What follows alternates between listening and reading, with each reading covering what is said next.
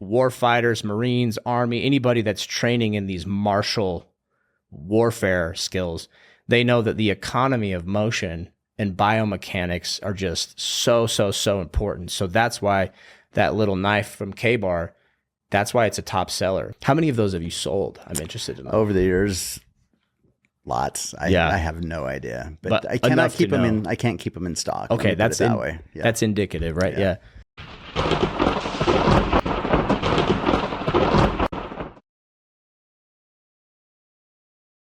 Well, welcome. Here we are again, Mr. Knife Guy Podcast. We're really enjoying doing this, and we hope that you are having fun watching. We've had some very interesting guests, and tonight is no different. Today, we're going to be interviewing Blake Norton, and Blake has been a good friend. He is a former Marine. Yeah. I guess. Well, I get in trouble. Former Marines. Exactly. You get in trouble. I say former Marine. I don't care. Like it's a part of me. So he is a Marine. Yeah, I'm not doing Marine stuff anymore, but I still hold. It's in the blood. I'm still a Marine, right? Yeah, but so anyway. And Blake is a good friend. We become friends through this. He's actually the producer of this podcast. Yes, one of the producers. Mal's on the controls. Yep. Yeah. So I'm very, very grateful. They do a very professional job. Blue Form Media, a little plug for them. And, thanks. They're fantastic. I'm very, very happy. I've loved doing this. It's been very informative. But Blake is also a knife guy. And he has agreed to let me interview him. And we're going to talk about combat knives today and some more of the tactical stuff. Mm-hmm. And what I'd like to do is get your professional and experiential input on types of edge tools that you carry for... I'm grinning, man. You're excited. You're talking to a Marine about knives? Yeah. Like I'm nowhere near as knowledgeable as some of your other guests as far as quality of steel and technique and understanding like ergonomics and stuff. But as an end user, Marines love sharp things, right? We all have our niches. Yeah. And so you're really super good at what you specialize at. And that's why we're here, is to get that take. Yeah. So I guess a little bit about me. I was in the Marine Corps infantry for a number of years. Just an 0311 infantry rifleman. And so knives are very, very important in combat theaters and stuff. And so, I'm sure there's more people that could speak from more experience or more nuance to their experience. But from mine, it was a good time. I spent a lot of time in jungles and just, survival knives, and then just doing a ton of bushwhacking. I love bushwhacking. So fieldcraft kind of, or bushcraft. Thank you. I'm like, fieldcraft is a thing too. Fieldcraft is a thing, but yeah, bushcraft specifically. So yeah. But you brought so many knives today. I'm so excited for it. But I'm excited to see your knives because we're going to focus on. We're going to start with you and some of your, what do you use? What is a Marine? Oh, I mean, like, I guess I actually don't own a K-Bar anymore because I give them away. Right. I was going to start with that too. It's kind of, because I have zero military experience. I am a civilian all the way, and I have so much respect for people who make that sacrifice and and do that. No, I totally do. I owe a great amount of debt, but I know about K-Bar. Oh yeah, that's a staple. Fixed blade, World War II, Iwo Jima, all that. And I've sold tons of K-Bars over the years, seen the next generation fighting knives from K-Bar. I've seen, a lot of things happen. They were recently bought out by another company that I'm not going to name right now because I wish it was the other way around. They're still keeping their same, but they've expanded into tactical and other tools and things like that. Right. But the K-Bar is, it's an icon. It's an American icon. It's like I would say the K-Bar is like the 1911 of knives. That's a really good way to put it. Yeah. Because it's like, they serve together, basically. The 1911 was holstered right next to a K-Bar, right, on almost every Marine's belt when possible, right? So, and I see you brought one. Yeah, I did. I brought one. We're going to go to the knife cam, and I'll let Blake unbox it. Sweet. This is like a true to form. This is so when you buy a K-Bar today of the originally designed stacked leather disc K-Bar, this is what you get. This is leather got the USMC. This is the real deal, dude. Yeah, let me see what that looks like. I'll put it like that for the viewers. Same thing. I bought one on base, like, as Marines do. Gosh, man. That is just this bring back some memories. Oh yeah, I mean, not the PTSD memories. Like I'm sure you put this in a World War II veteran's hand, he's gonna start shaking.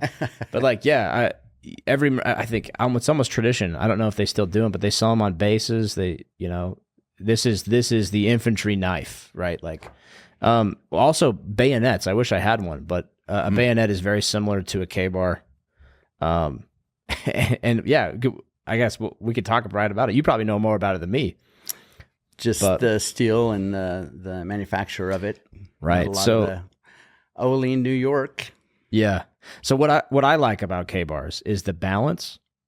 They're excellent for throwing if you get the balance right, just because this pommel, like there's some weight to that if you can see that, but that is it's good for blunt force trauma as well. This is a fighting knife through and through. It is. Yeah. It's got like a hilt almost on there, as you can see. So really easy to grip, especially if you're gloved. You won't slip up on the blade. Yeah. And these grooves in the handle, they're so deep.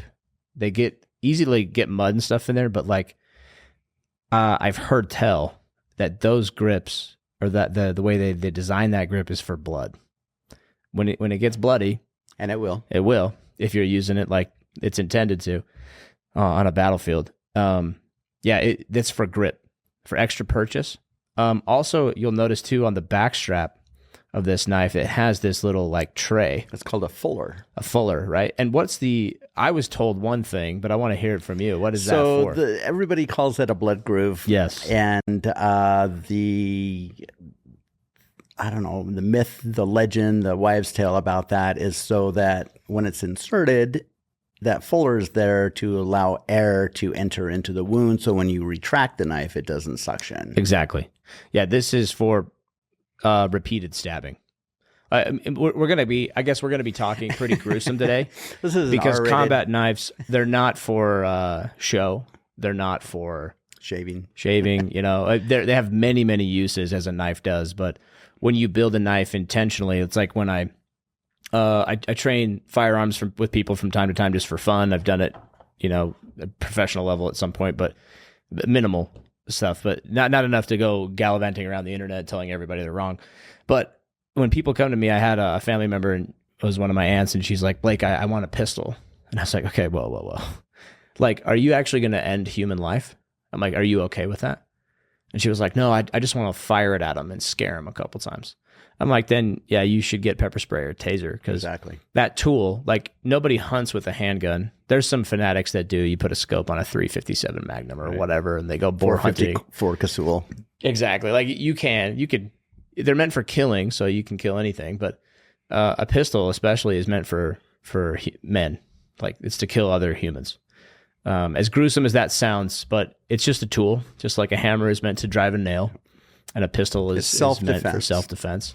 Yeah, in the wrong hands, that person can use the tool, criminally. Yeah, criminally, or have ill intentions. But it's usually a good guy with one of these weapons, a knife or a gun, that's going to stop a bad guy as well. So thank you so much for that. That's exactly the truth and how we feel. A lot of people are not around weapons, and they're ill-informed or ignorant, or all the information they get is from TV or, whatever, movies. And they'll come into my stores like, why do you have all these weapons?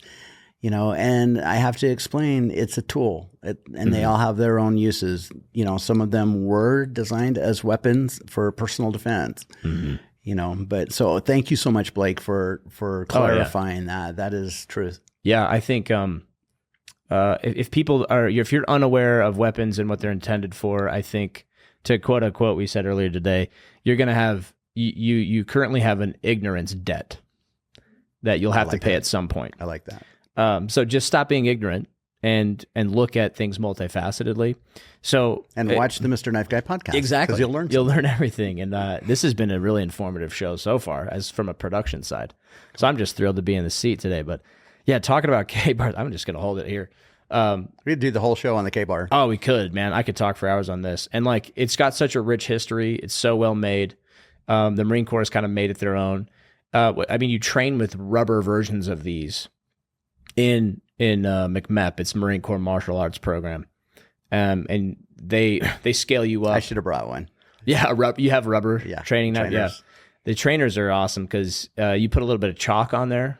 Yeah, and you can see where you're slicing. Lipstick or whatever. Lipstick, some sort of marking. I did bring agent. A trainer, but not of a K-bar. So, well, I'm glad you brought that up. So yeah, these are great. I mean, that is a large knife compared to most, like a folder for the camera here, right? Like, and they do make a mini version of the K-bar now.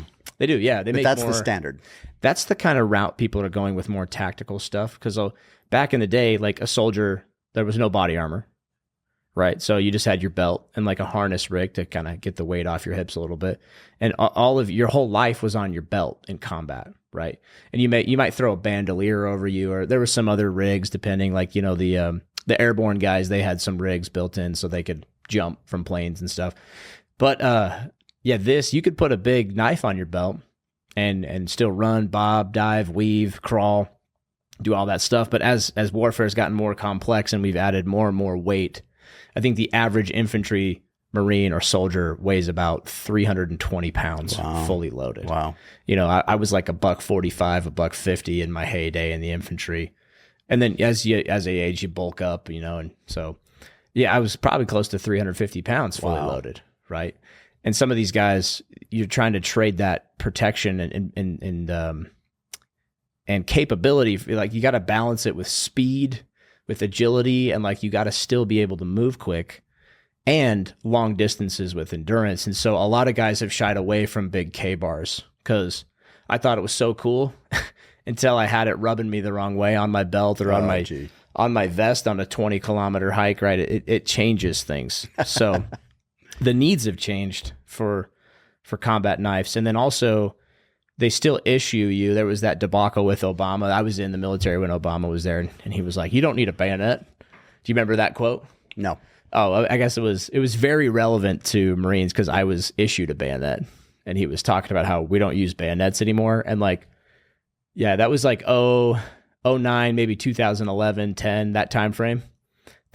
And all of my instructors at the School of Infantry in the Marine Corps, they were all like Battle of Fallujah veterans in 04. Wow. And that was like the motto of Fallujah was a grenade in every room, right? So these are the guys that trained me, and a couple of them, they had stuck people with bayonets. Like, they literally ran out of ammo fighting for 6 days. 6 days straight combat. Like, the Marine Corps or American forces hadn't seen that since like so were they fastened Vietnam. to M16s? Oh yeah. Yeah, M16, A4s, A2s, whatever they were using back then. They still, almost every M4 that's issued still has bayonet rings. My father has a bayonet for an M1 Garand. Yeah, and that's pretty cool. That's some old school stuff. And I guess I'll show the audience some World War II stuff I got. All right, we're gonna get there. I want to wrap up a little bit on the K-bar. Yeah, you mentioned the design and the function of it. I just want to point out. So the steel is is 1095. It's a very popular high carbon steel. This is not stainless steel. It's high carbon, so you'll mostly always see them with a blade coating to help prevent corrosion because it is not stainless. 1095 is very easy to forge, and a lot of guys that are first getting into knife making, they'll start out making fixed blades in 1095. Oh, gotcha. It's just so easy to work with and easy to harden. And is it easier to sharpen and maintain? Yeah, it's decent to sharpen. It's got a lot of the characteristics. It has hardness and toughness, so it's great. You can sharpen it in the field, with a rock or whatever, and it's not going to snap in half, but it's not very corrosion resistant, so you have to keep it dry. You do not want to store it in the leather sheath, or it will corrode for long periods of time. Long periods of time, yeah. Because I remember the bayonets, I think, are the same steel, but they're very similar to this. The only difference is on this hilt right here on the backstrap side, they have a large loop to go over the barrel and lock into place. So they'll have a lug in the butt. Yeah, the lug. That's right. But it's almost identical to that. It's a little bit more slender and longer is what I think it comes out to about right here. But those bayonets, like mine it's so old, it's been issued to so many Marines that you have to coat that with, oil. The same CLP, the cleaning lubricant stuff that we use on our weapons. So you just put a coat on there. Stuff. You got to clean it up, wipe it. I saw this stuff called Wicked Wax. That's really good for that too. And it's food grade, so you can cut your steaks with your bayonet if you want to. There is like in the Marine Corps, at least in the infantry, we call it the big military. I've talked to Army guys. They have the same issue in the big Army. Like that's like Ranger battalions and like infantry line units and stuff. Same with Marine Corps infantry. They have these mentalities, these traditions that they will not budge on. So they still, I don't know if the Marine Corps has changed, but they only allow a certain cleaning lubricant for weapons and everything else.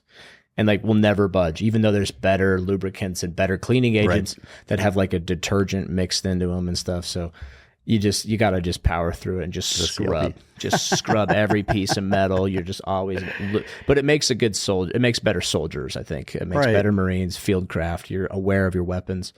So yeah, but the bayonet is cool because of that loop and then the notch at the hilt. But it's basically the same design as a K-bar. Okay, it has the blood groove as well, and then the bayonet though this backstrap comes sharpened as well. I was going to mention, so the original K-bars, this is called a clip point.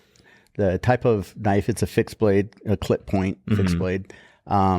This clip part did come sharpened. It did. And it's usually a steeper degree angle than the bevel on the blade. Yeah. So I'll do like 18 and 20 or 20 and 22.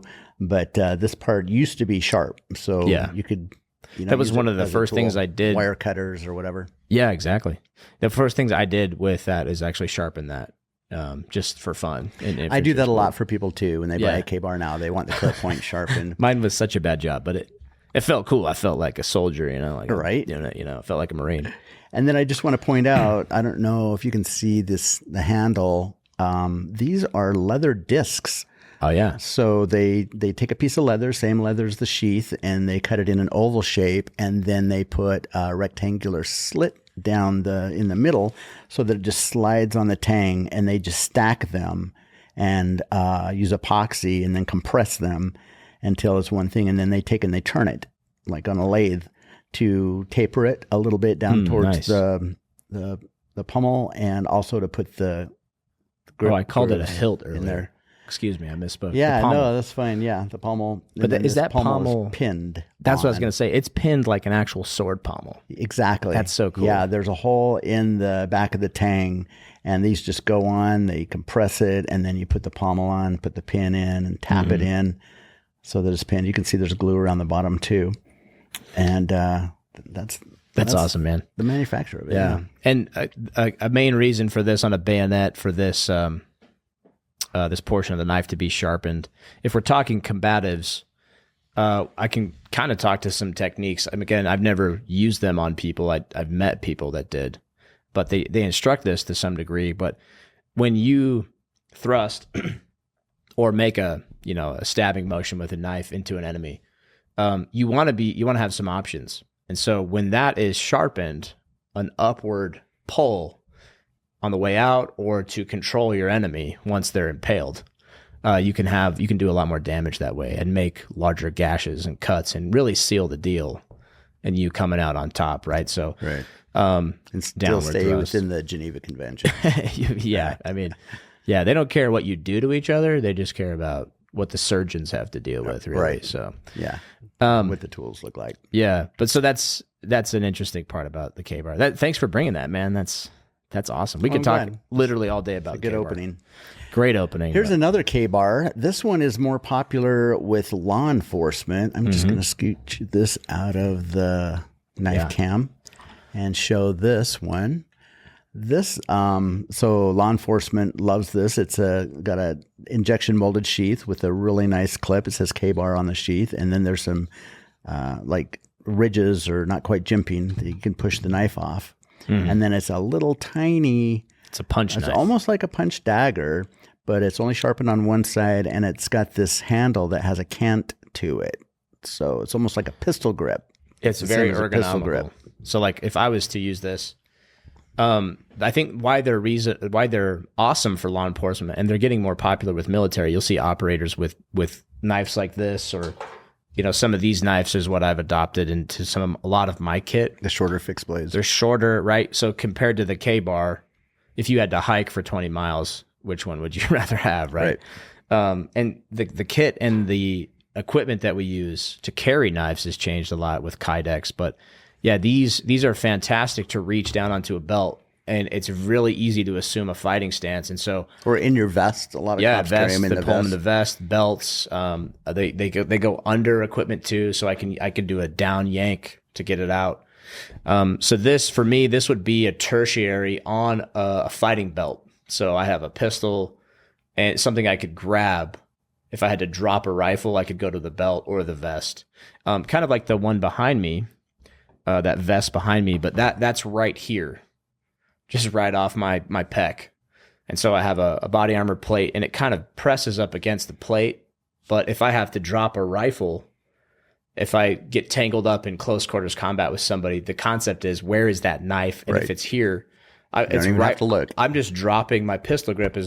If I'm shooting a rifle, my hand is already here. So I'm like a couple inches away from that. So you drop the rifle, and then I can handle business, get that up close into a more of a downward stab. But yeah, these are awesome for that same concept. These grip knives like this, you can do so much damage. So it's called the TDI from the Tactical Defense Institute. Oh, beautiful. It's also a fighting knife. Yeah, very popular. They have different versions.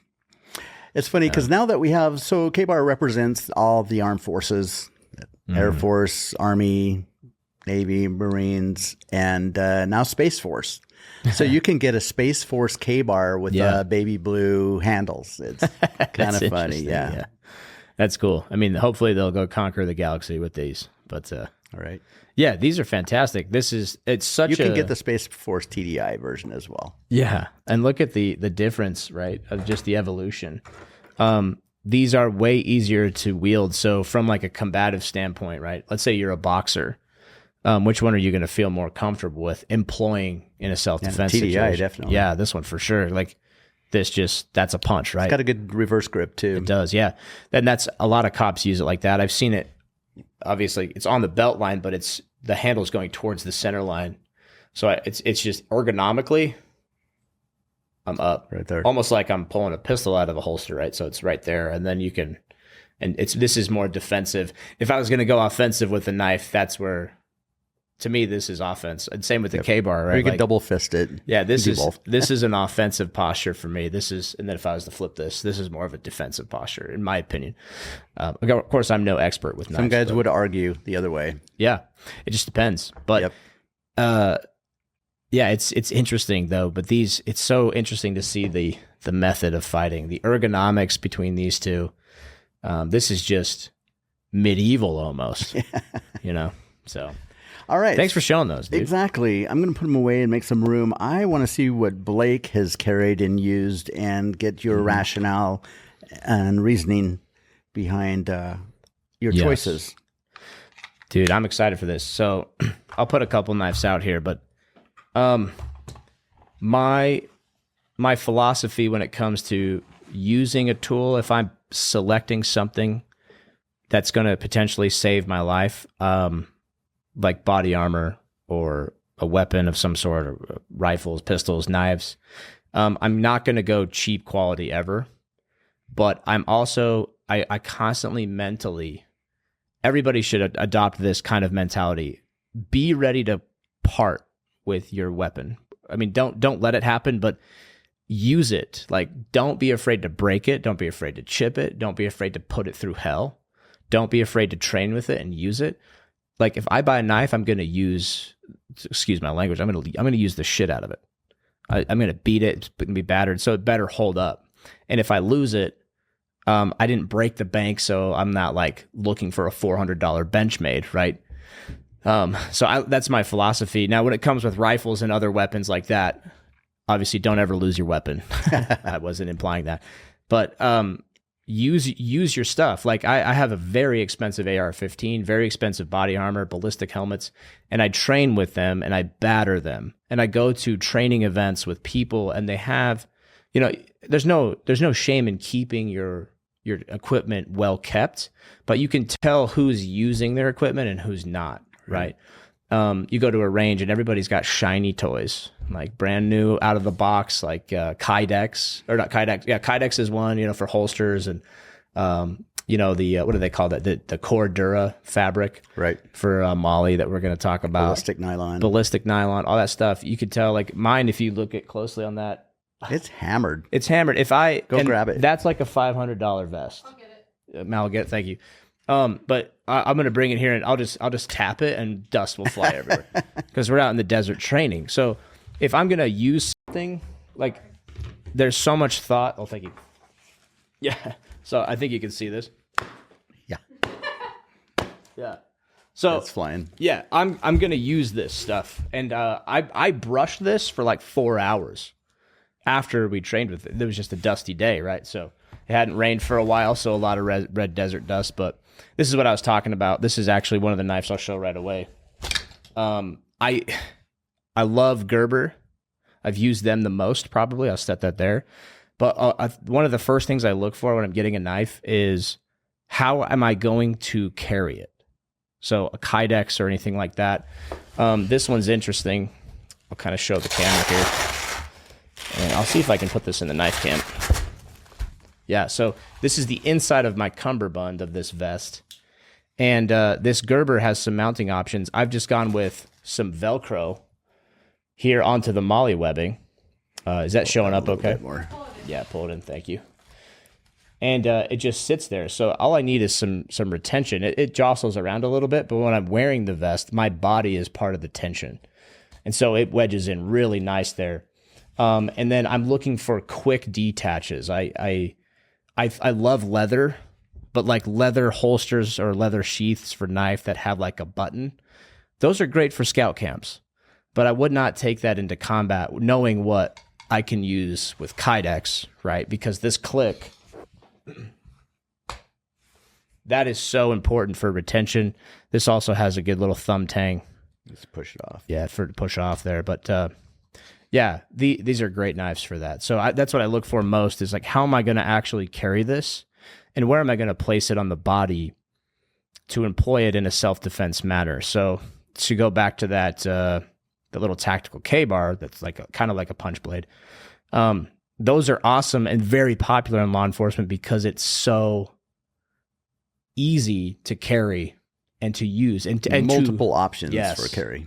And it's one thing. It's like, if you're getting in a fight, like, there's no way in hell, if you get surprised, unless you prep it, you're not getting to a folding knife quick enough. There's no way. Like you might get to it later if you create some space and some time and that's all you got, like, get to it. So I still practice that, flipping a folder out. But where it is, this Kershaw, I actually don't like the clip because the way I pull this out, like, watch my hand, I have to like do this, and then those smooth. Yeah, those biomechanics, they'll get you killed in the heat of things. If you're relying on a knife too, I think you're kind of mistaken at that point, unless it's a fixed blade that you can pop out quick. So this knife, I drop a rifle, I'm out. I grab it, I'm out, right? It's one pull, it's one motion away. So gunfighters and like war fighters, Marines, Army, anybody that's training in these martial warfare skills, they know that the economy of motion and biomechanics are just so important. So that's why that little knife from K-Bar, that's why it's a top seller. Like, would you say that? I've seen that on so many cops kits. Yeah. How many of those have you sold? I'm interested in that. Over the years, lots. I have no idea, but I cannot keep them in. I can't keep them in stock. Okay, that's that way. Yeah. That's indicative, right? Yeah. So that's what I look for in a knife first, and then I know enough about steel to know what's decent, and I just trust the brands that are, if SOF is using a knife, like Special Operations, JSOC, if people in theaters of war are using a knife, the public is more likely to trust it anyway, right? Because those guys are actually using it. So, it's kind of personal. Everybody's got their favorite knife, and some people still stick to the K-bars. Like, I'm K-bar all the way, and like some guy, like the same thing with the gun world. Like, oh, I'm never going to use a Glock. I only use 1911s. You know.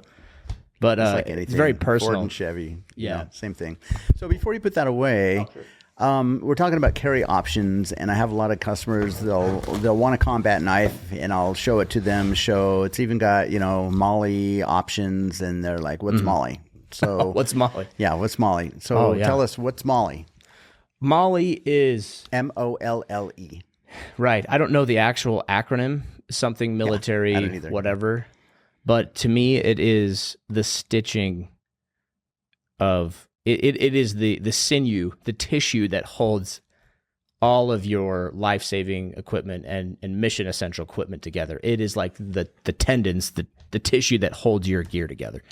The way it works, right, is I can kind of show you here. It's better if I have something, but for those of you that don't know, if you can see this, but MOLLE has these loops here, and these are Cordura. Should you put it in the knife cam? Probably should. Man, there's so much dust on this thing. Sorry. Modular, lightweight, load-carrying equipment. Yes, exactly. I knew that. So yeah, MOLLE, you can kind of see these loops. I'll stick this knife in there, for example. This one actually might be too fat. But yeah, you basically weave. If I have a pouch that's MOLLE compatible, it will have 2 straps on there. And that might be too thick too. Try this. I don't know. Yeah. It's the new ZT Auto. See, that's something to consider too, right? If you're in country, if I could add value, yeah, I can clip on there. And then it's like, then I have to ask the question, do I trust the clip? Right. And then am I checking the connection points of the clips? Am I missing that in my maintenance? Am I not? Is that rusting on me? Right? Because then when you go to grab that, or you're getting out of a Humvee or something, that clip will pop right off, right? So if you are carrying a folding knife, it usually comes with a Cordura or ballistic nylon sheath, and then plastic straps. That is the MOLLE attachment, and those plastic straps go through the sheath and through these. And they weave and overlap like you're weaving a basket. So it's a pain in the ass to do MOLLE. I would have a pair of pliers a needle nose pliers in my kit, so I could put the pliers up there and feed the straps through, because it's very time consuming. And when your hands, it's on. Yeah, it's hard to get off. And they have a bunch of different systems. You can get MOLLE that has more of a rigid stick, like a plastic stick that will weave through, and then you could put a 550 cord loop on there. So if it's like a medical IFAC, an individual first aid kit, I could yank that MOLLE stick out and then quick detach that kit to toss to somebody or to use. So there's a lot of cool innovations with MOLLE. There's a lot of, but it's not going anywhere. It's been around, I don't even know when, since the 80s probably. They started using it, early 90s. Cool. But now it is like the must-have. So when it comes to mounting options, like if you're going on a vest or on the side of a backpack, like a lot of my Bushcraft backpacks have MOLLE now integrated. You've seen it even on just regular camping backpacks. Yeah, I think Kelty is a hiking backpack brand that I've used, and the model I have, I was bothered that it didn't have MOLLE because it is heavy. This Cordura fabric is so heavy, so that's the trade-off. But it's like, it's invincible. You could literally crawl for miles over gravel, and this would just barely fray a little bit. I mean, it has its break point, but yeah, compared to a backpack, you you look at a tree wrong, and your backpack will rip open. Oh yeah, there we go, got it on. All right. Well, thank you for educating us on MOLLE. Yeah. That's it's kind of a standard military thing, and yes, now we all know. And I think it's like a must-have now with tactical knives. Like the manufacturers, if they're not thinking about MOLLE, like it's not even. I don't even consider it a tactical knife. Would you? Yeah. Yeah. Yeah. Not completely. Not 100%. Right? Yeah, the end user. So that's MOLLE. That's the vest. But cool. Thank you for sharing that. Yeah, of course. So what else have you got blade-wise? This is an awesome knife too. This is Gerber as well. This is the LMF 2 survival knife. I used this through my whole military career in that same position on there. That one it's a little bit more sleek. This is a slender version. This one it's got some heft to it, but yeah, that pommel. That pommel is killer. What's cool about this knife though, the tang and the pommel are separated. So apparently the internet was up in arms about this like 10 years ago, but apparently someone claimed that it was meant so you could, in a pinch, you could cut something that's conducting electricity in a pinch without a lot of equipment, because this rubber is highly insulative on the handle. And then the pommel is separated. So if you touch the pommel, you're not going to be zapped.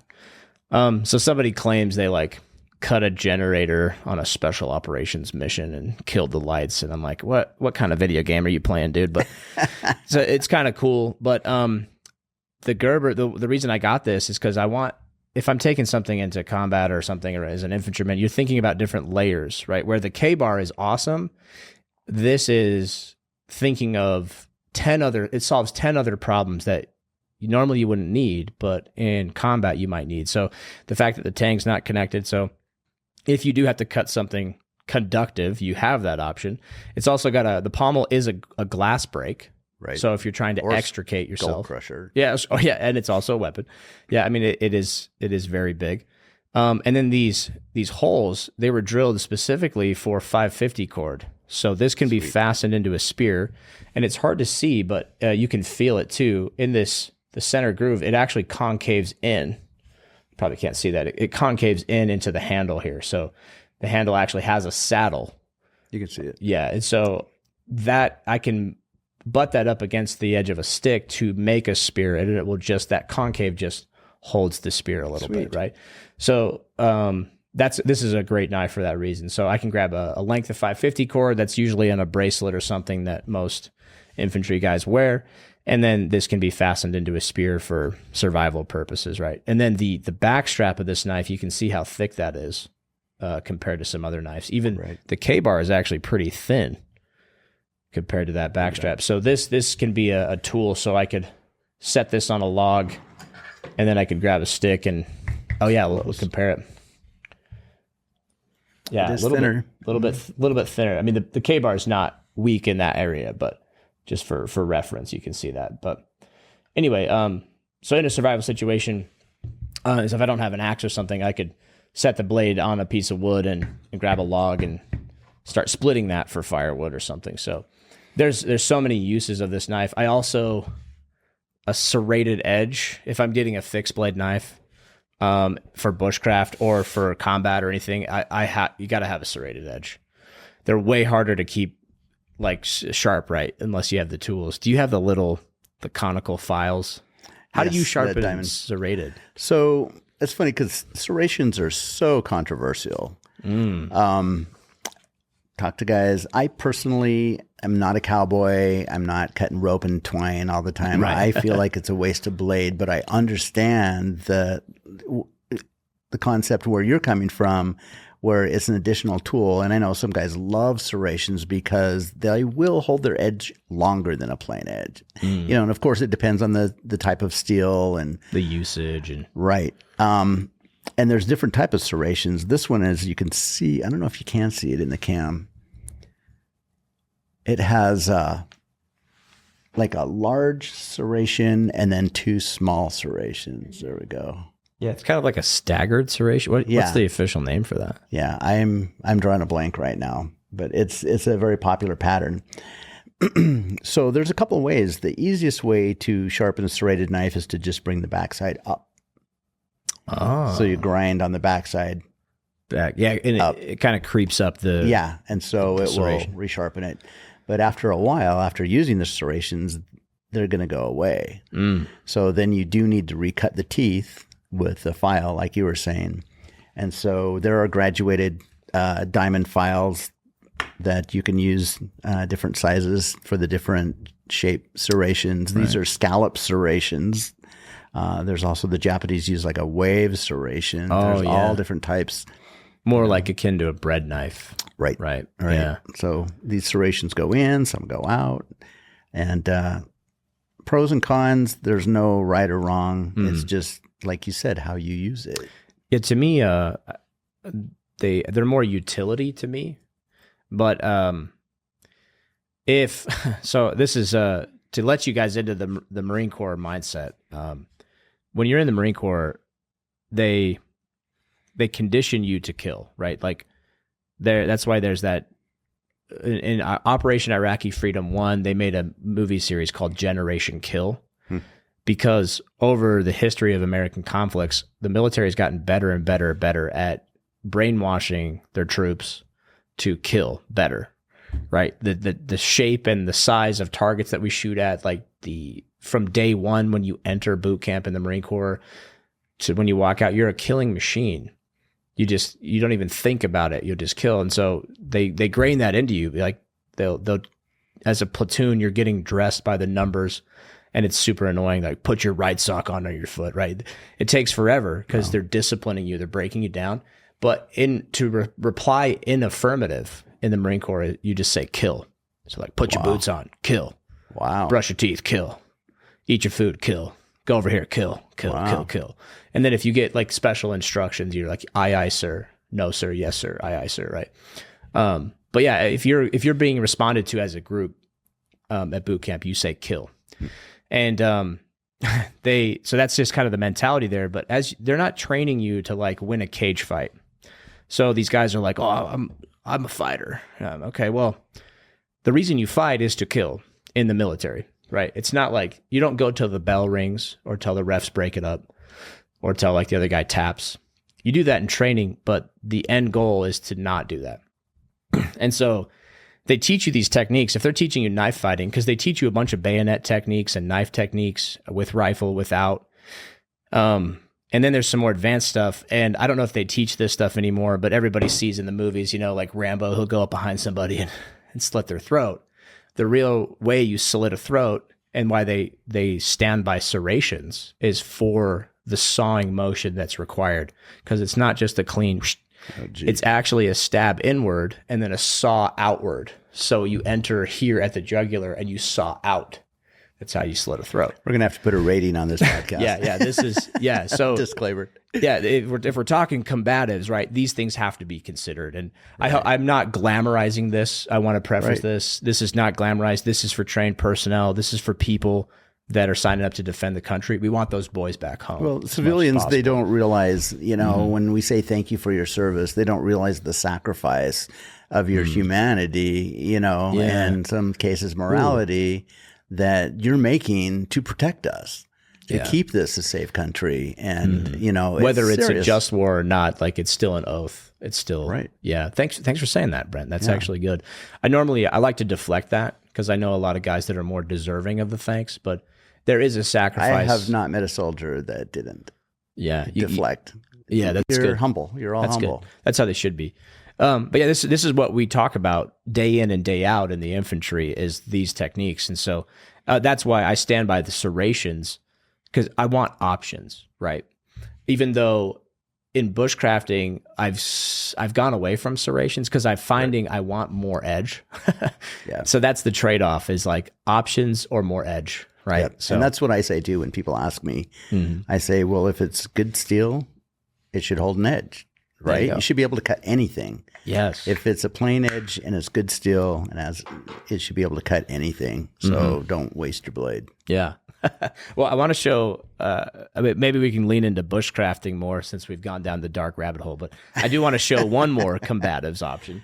Yeah. And then I have one or two. Yeah. Let's see. I'm excited. So Brent brought like 20 boxes today, but, yeah, this one is a favorite of mine. I got it from a friend. I love this. This is a museum piece. Yeah, this is seriously a piece of history. So this is, from what I can tell, I think there's been some, I've thought that as well, and I think you confirmed it. I don't think they normally would lacquer these. So somebody lacquered this at some point, the actual handle. But this is an original, like, standard issue, a Marine Corps issued machete. And what kind of machete did you say? A bolo. A bolo machete, right? So I'll pull this out and hold it up for the camera. Then we'll put it on the knife blade. But this is just a beast. And I'll put it down here. But what makes this a bolo? So I'm glad you asked. I was just thinking that. The fact that you can see that the head is wider and heavier than down the shaft of the actual knife.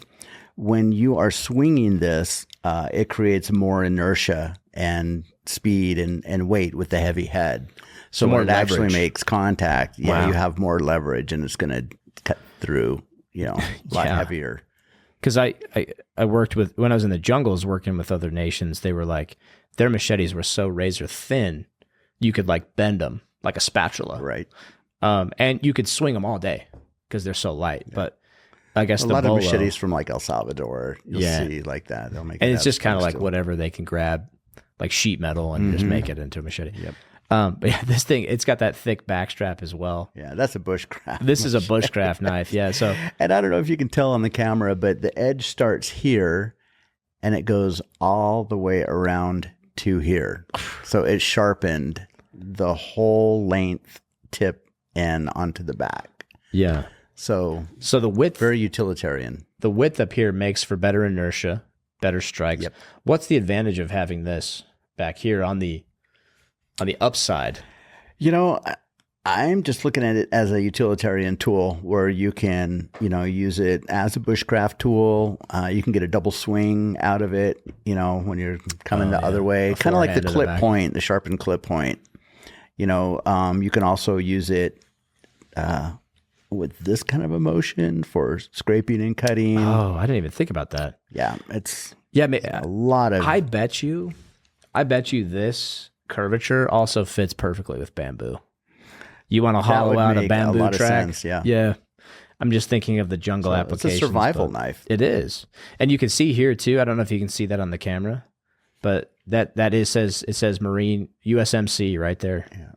Yeah. Same thing with the leather is still stamped. It's so cool. Yeah, and this is the old GI. I can't remember what they called that system. It was before MOLLE. Just clips right on the strap. Yeah, and these little tangs would fit into the eyelets of those gun belts for the GIs. Little grommets on there. The grommets, and then it would loop in and hang on there, and that's why you see the footage. These are like flapping around on all the GIs as they run.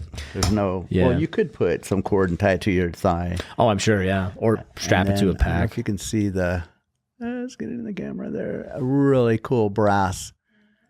Yeah. Top. I was waiting. I was like, oh, I got to show Brent this. Yeah. I love this. I've had a customer with a similar, I can't remember if it's this exact one, but they wanted me to appraise it for them. And so I did quite a bit of research and found out that's a thing.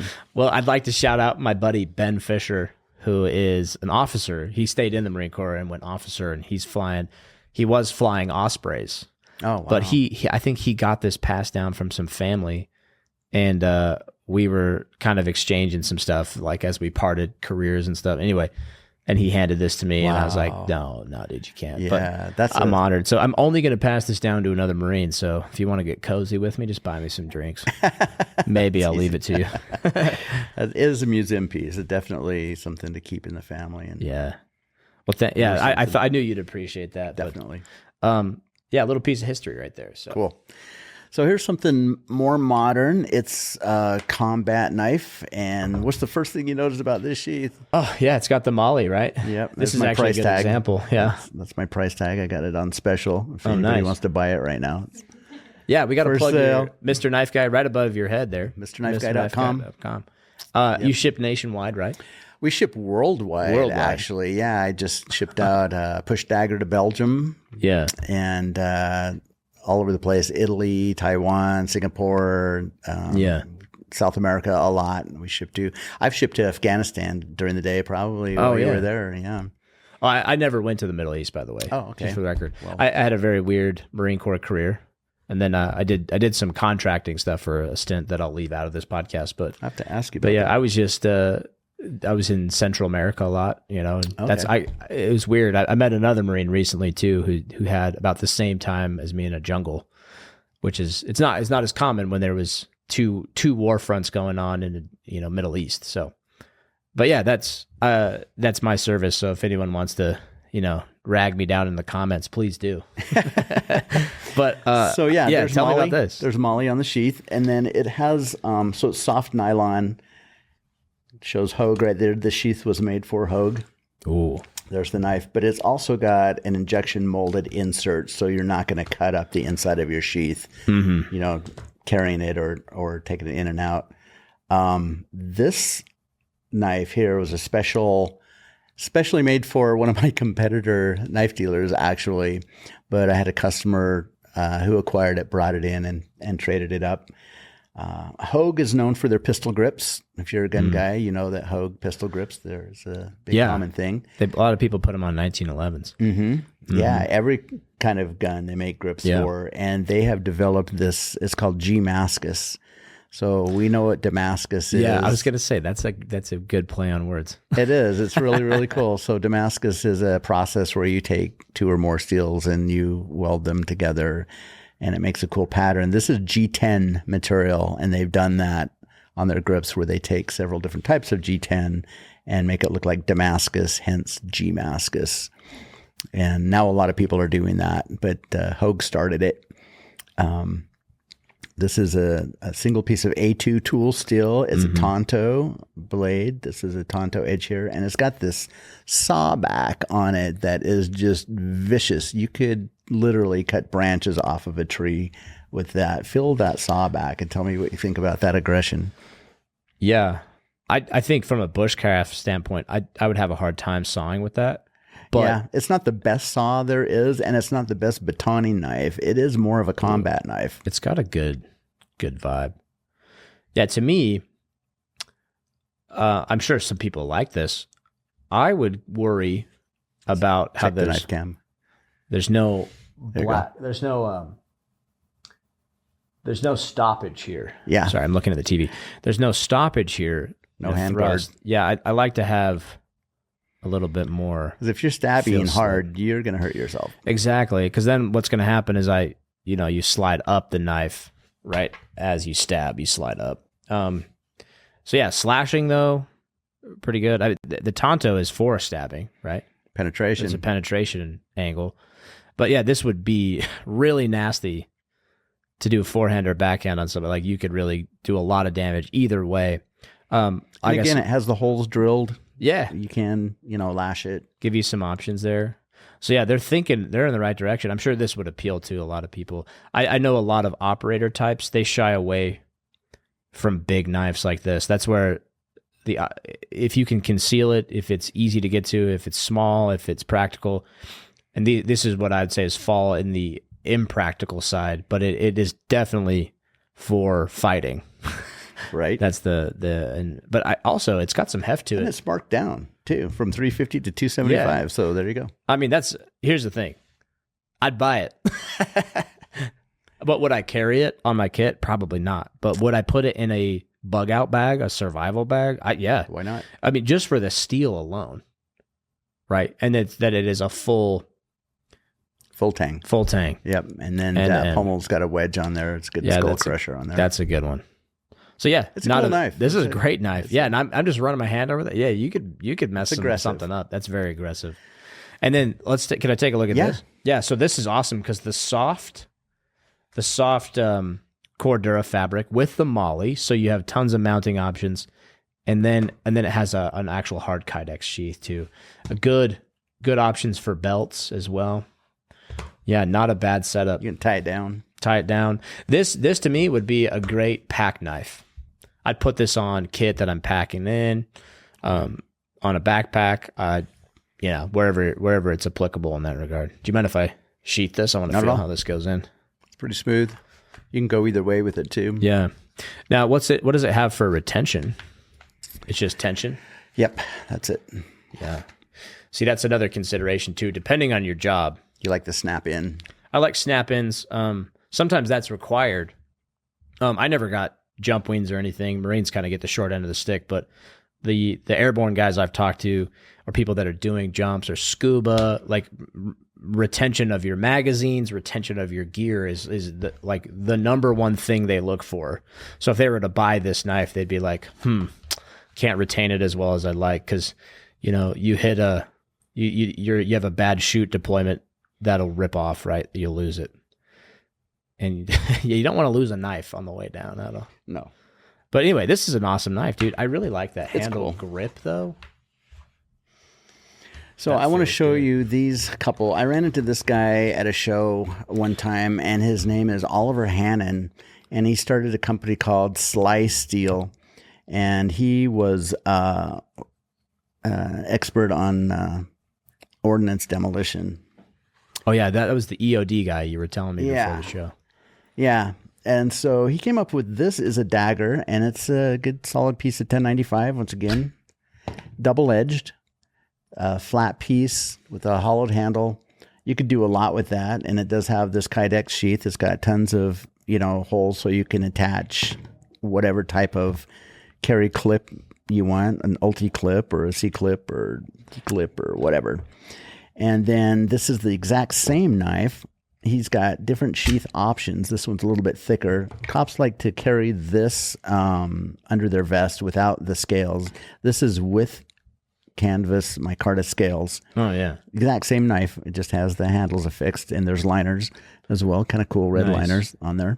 So it looks like, I mean, this is obviously can be screwed together like this knife, but that looks like it would service a 550 wrap as well. I could wrap cordage. Absolutely wrap that knife and use it as a thrower.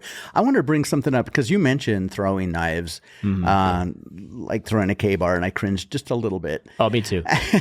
It's what you do when you're bored. Right. Yeah, it's not a practical. Well, I learned very early that you do not throw any knife that has any type of handle on it at all, because you will destroy the handle eventually. Oh, eventually, yes. Yeah, it should just be, this would be a great thrower. Yeah, because it's a continuous, it's a full tang. Yeah, just a solid piece of steel, nothing to break on it. If you wanted to wrap it with paracord, you could do that and throw it, and that would be great. I wouldn't not throw it like this, because you would destroy the scales and the weight would be really hard to throw. Yeah. When I got into throwing knives, I'm actually pretty decent.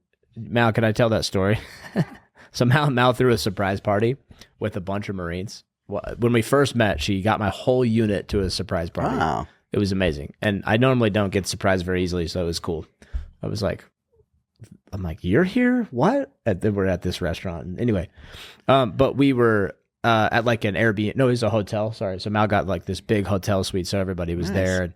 And we were kind of honoring a friend who'd recently passed anyway. So it was a great night. But, the drinks were flowing, and Marines run their mouths. And so I can't remember which knife I had. I had a folder at the time. I'm pretty good at throwing knives. I won't toot my horn a lot, but so we paid for the damages in the hotel, but I just he's like, you can't throw it, because we were talking about how I was always throwing knives when we were bored. But we'd be waiting for something in the Marines. I love throwing too. And I'd be throwing my K-bar, and everyone told me, you're gonna break it, and I'm like, I'm here to use my equipment. I'll get another one, right? So it is cringeworthy, but anyway, I pull out my folder and just throw it like 10 meters across this hotel suite and just plant it in the wall perfectly straight. And I was like, see, I didn't really think that was going to happen, but, and they're like, oh, bullshit, man, you can't do it again. So my friend tosses me his folder. I flick it, throw it, it was like Robin Hood moment. No way. So buried that in the wall perfectly too. Completely different size of knife. Wow. And I'm like, maybe alcohol makes me better. Do not promote throwing knives under the influence. No, don't do that. No, but I am better at golf under alcohol for sure. But it was, I love throwing knives. I do too. It's just like the most backwoods thing you could be doing, just chucking, So I grew up, this will age me, and a lot of listeners probably will not know the term mumbly peg. Are you familiar with mumbly peg? I don't know. Okay, Should we bring it back? What's a mumbly peg? Yeah, so it's a knife throwing game where you and your opponent stand several feet apart, and you... In between your feet? So there's a safe way to play it and a not so safe way to play it. And the original safe way to play it is you start with your feet together. And then the other person throws a knife out, and if he sticks it, you have to put your foot there until one of you falls down. Oh, and I then see. the other person's the winner. What we end up doing is starting with your feet apart. Yeah, and then if he sticks it, you go closer. Yeah, exactly. Yeah, I've played mumbly peg. I didn't know it was called mumbly peg. Yep. We just called it that one knife game where you throw it at your feet. Let's throw knives. That's called mumbly peg, huh? Mumbly peg. Interesting. Yeah, we would. That's those are traditions long passed down in the Marine Corps, as well as any type of pain compliance game. Quarters. You're slamming quarters at each other's knuckles, or whatever you can do to make the other Marine hurt, miserable. Yeah, we do it. Actually, I know a Marine who his gunnery sergeant threw a throwing knife in his thigh. Oh my gosh! On a deployment too. It was an interesting story. That's smart. But yeah, this is awesome. So he makes this EOD guy, Sly Steel. So I got it from him when he was starting Sly Steel, and now Tops has picked them up. So you can get this knife through Tops. Wow. I really like these. I don't know if I'd do that type of tang. I would probably 550 cord wrap this. Yeah, that'd be perfect. And throw that with the Kydex sheath in a survival kit. It'd be perfect. Because if you do it right, you could probably have 100 feet of cord on that handle. Maybe probably less, but and still throw it. Yeah.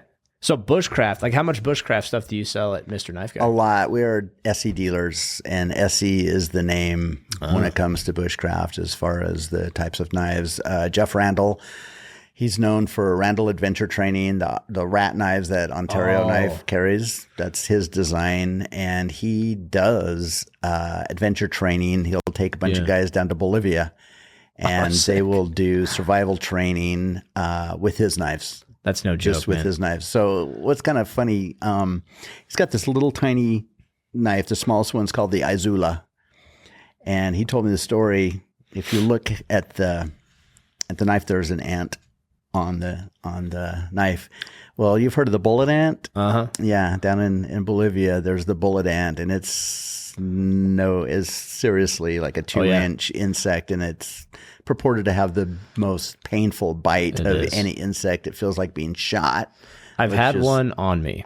Really? Did not bite me though. But yeah, this Belizean guy just brushed it off me. It was like, hey, watch it. Wow. I was like, oh my gosh. And there's different species of bullet ants too, I think. But I think it's the closer you get to the equator, like everything just gets bigger and wants to kill you. But yeah, that's crazy. So just to finish that story, that's kind of the initiation is to get bit by a bullet ant. Well, the natives call the bullet ant Izula. So that his smallest knife is called the Izula, and the Izula 2. Doesn't that mean like ex-wife or something? I'm just kidding. I don't know. It means bullet ant. That's crazy. So that's his school. His initiation is to get bit by a bullet ant. Yeah. Wow. Right. So that's hardcore. Yeah. I'm like, I wouldn't do that. No, I wouldn't either. Nope. But so yeah, that's crazy. SC knives that are made in Idaho. They're fantastic, and they have like the best warranty of any. I mean, you could, I don't know why you would do it, but if you took an SC knife and took a hacksaw to it and cut it in half and told them it broke, they'd replace it, no questions asked. They're I love companies like that. Yeah. Same with that vest I showed you. That's Haley Strategic is an awesome company too, but he makes gear like that. I love the crafting of like useful equipment. Right. Like when you had what was his name? Stockton. I was going to call him Skyler. Sorry, yeah, Stockton. But when you had Stockton on and like you guys just talking about crafting stuff, it's like that is like awesome. It's a dying art. We've talked about this, but your art of knives and crafting knives and sharpening, it's a dying skill. It's very dying. But so there's lots of companies that have bushcraft, and we do. I almost had another guest on tonight, and I know you've interviewed him with Derek, is Tyler Campbell, and he's big into bushcraft, and he's got boys, and he's in my store a lot. He's a Marine too. He's a Marine. He was a Las Vegas police officer. Yeah, he's a cool guy, great guy, and we will have him on. But he told me, some weekends he'll take all of his SE knives, and he's got them all from the Izula to the machete, Model 6 and everything, lay them out on the bed. He's got 3 boys, and he's like, okay, each of you pick 1 or 2. And then they go out and do bushcraft skills. Wow. Which I love that. Yeah, that's awesome. You should definitely have him on again. I think he was Derek Lake's first ever guest. Yeah, they're good. Is that right, they're good buds. Yeah. Tyler Campbell. Yeah. Yeah, it's been a long time since we've had him over. That would be a cool episode because he would probably school me in bushcraft. I know the basics. And I wanted your opinion too on these silky saws. They're great. They're fantastic. I have like 3 of these, and every pack, every go bag I do, there's always one of these, like a knife and there's a fixed blade, and I'll have a fixed blade, a folder, and then a silky saw. Perfect. Open that up. Minimum. Yeah, let's open it up. These are fantastic. This is just a backpacking one. You can get some huge ones. I mean, you could take a tree down with that. Oh, so fast. So fast. Yeah, I do not sharpen these. Oh, yeah. I would say don't. I wouldn't wish that upon anybody. Right. And I think they're meant to, they have a lot of flex in them, right? So when you're sawing, it works with you. And the pulling motion of this is where it's cutting the most. And maybe you could talk about this, Brent. How many people misuse the technique of cutting, right? Like picture someone who's learning how to cook and they're cutting like a steak, or like, they're chopping it up, putting it in a stew, or maybe it's just an onion. And they're just like slamming it down. What a push cut is. Yeah. You should just be able to push some momentum, like you're playing a violin, and it should just slice that thing. You want the length. Weight of the blade. Yeah, almost like a samurai cut, right? They they're using a large portion of the length of the blade, and that's where the cutting force is. Right. And so if you're getting into combative knives or tactical knives, like read the manufacturer's description and like the method. Like a karambit knife is really popular, but like a lot of people don't know the applications of those or neat history behind the karambit. Yeah, I'd love to hear it. It's an Indonesian fighting knife, and the original ones were fixed blades. Right. These guys would be, double fisting them, twirling them, screaming, running into war, with them. The word karambit means tiger claw. Yeah, because it looks like a claw. It looks like a tiger. It looks like a velociraptor. Karambit. Oh, yeah. My eyeglass holder. This is a Gavin Hawk design for Mantis. I'm going to open it really slowly if I can get it on the... just comes off like that. I did not know that. Yeah. Let me open it quickly. You could get the whole... I just want to make sure it shows on the...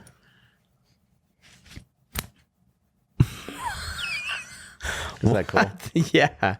So you want to talk about close quarters combat and controlling an opponent and cutting blade deep. Retention. Yes. Nobody can take that away from you. Yeah, it's like kind of how you loop your fist through a brass knuckles almost. But the karambit, a normal traditional karambit would go like this, reverse grip, right? Reverse grip down, and you'd have this nasty claw. Either way, I know Krav Maga. And people like that, they have karambit techniques as well. That's one of the coolest things I've seen in a long time, dude. Yeah, I sell a lot of those to like female real estate agents who find themselves maybe in a situation where they'd be alone with somebody in a vacant house and have no way to protect themselves. It looks like a piece of jewelry. It's very unassuming. I hang my glasses from it, and boom, it's right there. Well, dude, you got me. I just thought I'm like, oh, that's a cool way to hang your glasses. No, it's a knife, man. Mr. Knife Guy. Everything's a knife. Belt buckle. So belt buckle closes like that. That's sweet. Yeah, I'll have to see that one later. So this has a bailout key. You just hook it on the pivot, and it just clips. There's a little knock in the blade. That's awesome. So you just roll it open, and it's open, locked, and deployed in motion. Well, when we were talking about that technique of sawing outward, that karambit is basically built for that. Like, what I like about karambits, dang, I almost brought one too because I was thinking about that. I got a couple of really good karambits in the store, but. Like a female, if she doesn't know any knife fighting techniques, that's effective because she can just just cold cat claw at it and you can't take it away, and it's going to do damage wherever it lands. Yeah. Unfortunately, too, the reality of knives is, do you know the rules of knife fighting? You're going to get cut. Yeah, there you go. Yeah, that's a good one for the audience. So if you're in a self-defense situation, whether you got taser, pepper spray, knife, gun, whatever level you want to go to, make sure you're training with it, or at least understanding the basic application of it, and get one technique down with a knife or something, because the amount of times that someone's self-defense weapon is used against them is just astronomically high. A knife, if you're not wielding it right, are you even going to get to it in time? And then are you going to use it effectively? Or are you going to hurt yourself? And then the other third question is someone else going to get it and use it against you? So just that fact alone, a karambit would be a great one, because you just hook your finger through that loop. As long as you don't change the grip on it and you don't, you learn a couple slashes, that'll go a long, long way with self-defense, I think. Oh, man, I totally thought about this when I left the store. I was going to grab it. Joe Caswell is a really cool guy. He designs knives for Columbia River Knife and Tool, and I've spent a lot of time talking with him. He designed the Provoke. You've probably seen it, and I was going to bring it, and I didn't. We'll bring it next time. Yeah, well, I'd love to see it. It's a karambit, and it's got what's called the kinematic action. Ooh. And so it opens kind of like this. Oh, I know exactly what you're talking about. Yeah, it's like a transformer. Exactly. Yeah, it's like robots in disguise. And when he... don't you you hook it and you kind of flick it out? So you can, in a reverse grip, use your thumb to push it out, or you can actually use inertia and just fling it, and it'll open and lock into place, and that is not going to close. Almost like a gravity blade. Yeah. I called it an inertia opener. Inertia opener. I like that. But Joe, he very specifically interviewed many, military grunts and users, and one problem with the first karambit that I fell in love with was the Ernest Emerson karambit. I love that thing. It's got the wave feature on there. It's a liner lock. And there's an issue with if you're actually using it and you get into somebody and you twist, that liner lock can close on you. Oh, take your fingers with it. It's an issue. Yeah, having it close. The way with this kinematic action, you can twist it and pry it and do anything with it. It's not going to close until you deliberately deploy, That's important. That's why I think I prefer a fixed blade, especially for fighting, right, or self-defense. Like, get a fixed blade because folders are awesome, but like that. One more point of failure. Point of failures, yeah. The more mechanisms a system has, the more it's likely to fail, right? Especially under torsion or distress. And like even just now, I mean, you could probably grab really expensive folders and just, if you put enough force on it, you put it in a door frame and lean on it, you'll break it, right? So like that's not what it's used for. So these are more of like a utility, I think, but very, very applicable with self-defense. That's a really good point.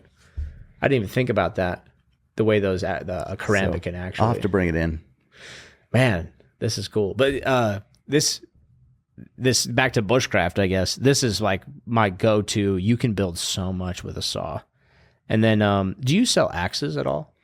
So interesting you said that. Just before COVID, we have 2 decent axe throwing places here in St. George. We've got Fat Axe and we have Smash Labs. And Smash Labs, they also have smash rooms where you can take out your aggression, put on a suit and goggles and take a baseball bat or an axe or a crowbar or whatever you want and take it to a TV or glass vases or whatever. That's fun. But they do axe throwing there. And the owners approached me before COVID. They were starting a St. George Axe Throwing League.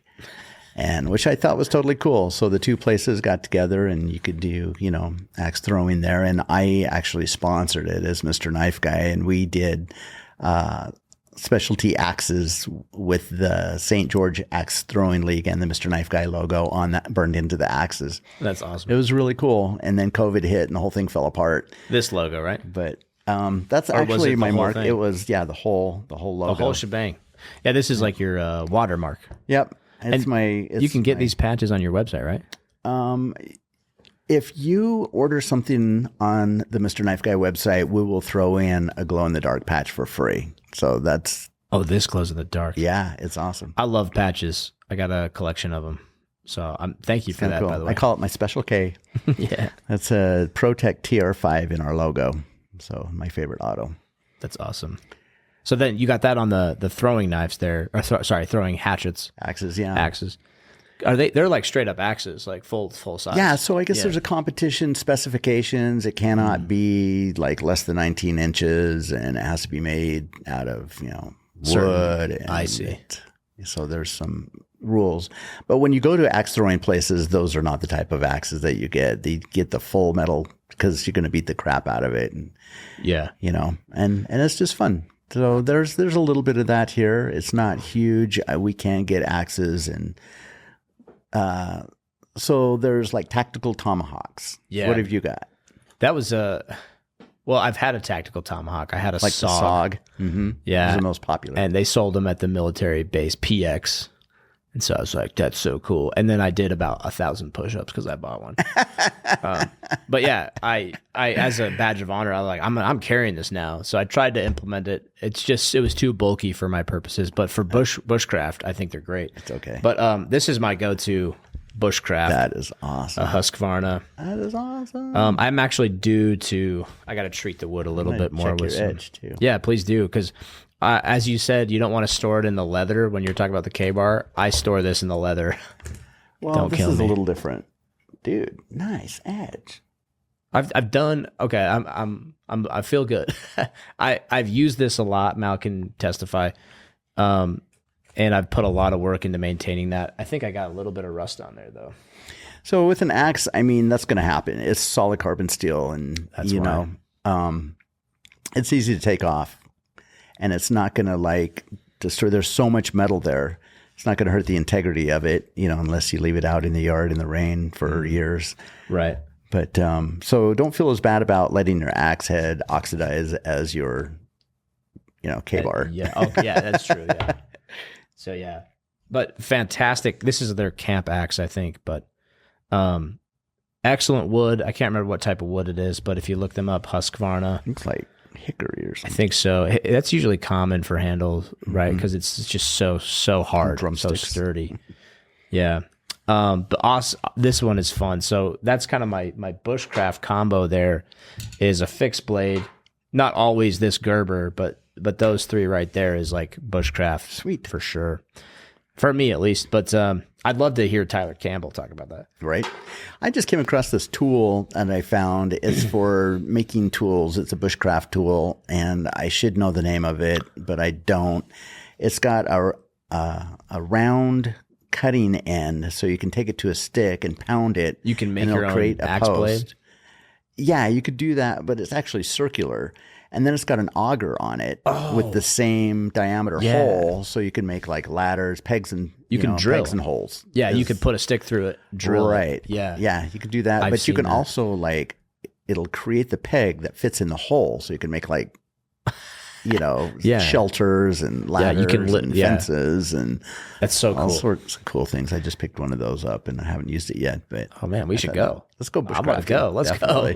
That'd be cool. We could actually, because we have the mobile podcast set up, we could do a Bushcraft demonstration out in the mountains. Let's do a Bushcraft episode, and we'll get all the SEs on there. The SE Model 5. So people ask me, if you're stranded on a deserted island, what one knife would you choose? And my answer is the SE Model 5.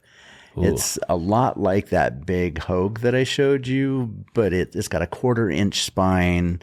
It's over 5 inches long. You can baton with it all day long. 1095 steel. It's just an amazing survival knife. That's a great question. You should ask every guest. If you're in a survival situation, you can even let them pick the climate and everything. Where are you? Right. But I'll ask you. Go. What is yours? Oh, if I was tropical, it's a machete all day. But I can't narrow it down to like a brand. But that World War II one's pretty.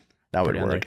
That one, it would be heavy after a while. But just watching, people in Central and South America using machetes, like it is just second nature, walking. Yeah, and the versatility. The jungle is itself the most abundance of food and water and tools are there.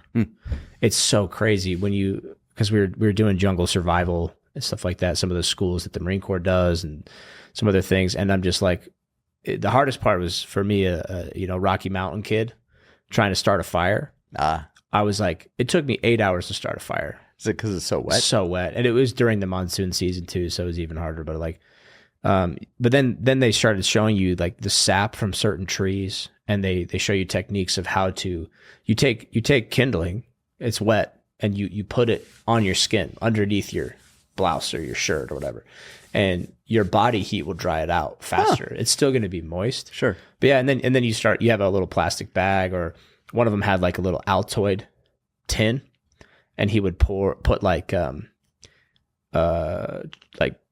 charcoal basically. And so if you put one ember in there, and he had like a little blowhole in there, it would reactivate all the charcoal. So now he's got 10 embers. Right. And you could take an ember too and carry it with you for like a day, and then still heat it up if it's cared for. So they would teach you all these techniques, and the sap from, I can't remember the tree, someone could probably say it, but they teach you how to scrape the sap off that tree and what it smells and tastes like. So you just... Is it flammable? Or? Oh, very, very flammable. I want to say it's something from like a rubber tree, something. But yeah, if you can get that lit, and we were using flint and steel, or I was trying to. We ended up using a big lighter. Ferro rod? Yeah, ferro rod. We ended up using a big lighter. We cheated, but we were freezing. Because I used to watch the survival shows alone and stuff like that. And that was a big thing, was fire starting. There's so many different methods for it. Mm-hmm. Everything from a parabolic mirror to, have you seen the friction fire starters? It's just a little tube and a pipe, and you put a piece of charcoal cloth on it. And just from, hitting that piston, the friction, and it compresses the air so fast and so hot that it'll actually ignite That's awesome. Charcoal. I need to look into that. And then bow and drill and all of the other different methods. I haven't done bow and drill since like Eagle Scout, Scout stuff, right? Like Are you an Eagle Scout, by the way? I'm an Eagle Scout, yes. But we never had to do fly high, brother. That's right. Yeah, I was the youngest one in my stake. I was 13 years old when I got my Eagle. I was the opposite. I got it like 3 days before I turned 18. Oh, well, good. You got it, though. That's awesome. It was right. It was real. It got down to the wire. But yeah, it got me a couple ranks going into boot camp, and they really, the military really loves, because it's discipline at a young age. I mean, it's kind of sad where it's gone now, but like Boy Scouts of America was like, it was meant for military prep, right? It was like in tandem with the military, like makes navigation. Sense. So when I was going into the infantry, and I had like a basic handling on this stuff, like tying a knot, like I was like like eyes were on me. Like, you know what this is? And I'm like, yeah, that's a half clove hitch. They're like, what? They're like losing their mind because like, you didn't join for Call of Duty. I'm like, I played Call of Duty, but I learned knots too. You know, like and then like Stockton's knives too. They're all knotted. They're all knots. All of these skills. This is what I'm kind of jealous of your career, because all of these skills, they all center around a blade almost, or a tool. Right. And you're a craftsman of tools. And that's what's so cool about this. I love this podcast. Well, thank you. It's so a lot of fun. Yep. But yeah, that's my Husqvarna right there. She's a beaut. That is so cool. Do you have any other tools you want to share? I guess just some little. These I love collecting these. These are cheap knives. I get my hands on them. These are throwaway knives. Boot knife. Smith & Wesson. Boot knife. I feel so bad. People think that Smith & Wesson actually made this knife. And they did not. This is a false double edge. Yeah, it is. They're good throwaway knives. So I like to put them in packs, like, without getting into too much detail, just some of the work I was involved with. You don't want to get attached to your equipment because you might have to ditch it. And so that's perfect for that. Yeah, man, just chuck it. It's $30 knife. Yeah, I mean, I learned the lesson the hard way, and I was like, ouch, okay. But yeah, stuff like that too. It's don't be afraid to use the tool. I think a lot of people are caught up in. Tell me what you think of this concept. I wanted to ask you this actually a while ago. I think a lot of people get caught up in having the thing rather than using the thing or knowing what it's for, right? Like in the gun world especially, people are like, I need night vision. I'm like, dude. Yeah. I'm guilty of that. Yeah. We all do it. Yeah. I am too. Yeah. But what's your thoughts on that? Like, do people do that in the knife world all the time? Yeah. And that's what I make my money on, is having the latest thing that you got to have. Yeah. And I mean, there's different reasons. I represent the EDC community, everyday carry, and we're collectors. Mm-hmm. So we have a lot of what's called safe queens. I'll spend $300 to $1,000 on a knife that I'm never going to use. It sits in the safe. Yeah. But I've got it and it's cool. And I like to look at it and hold it and fondle it and get cut and put it away. And yeah, a $3,000 cut is better than a $50 cut. It feels a lot better. It hurts better. That's so funny because I'm the same way. But with I got like shaken out of that. I still do it because I don't need half the stuff I have now. Like I don't need it like I used to, like when I really needed it because I was working in that area. But yeah, and I don't think that's a bad thing. But I think a lot of people, they get caught up in, it's more of a gun world issue. So I've always wanted a Kimber. That's been on top of my list. I've started with the Glock and end up with a Kimber and everything Kimbers in between, pair of ordnance and the Colt. And, I love 1911s big time. I used to gunsmith 1911s. Oh, yeah. Now I know who to come to. Oh, I did a couple. I was like an apprentice.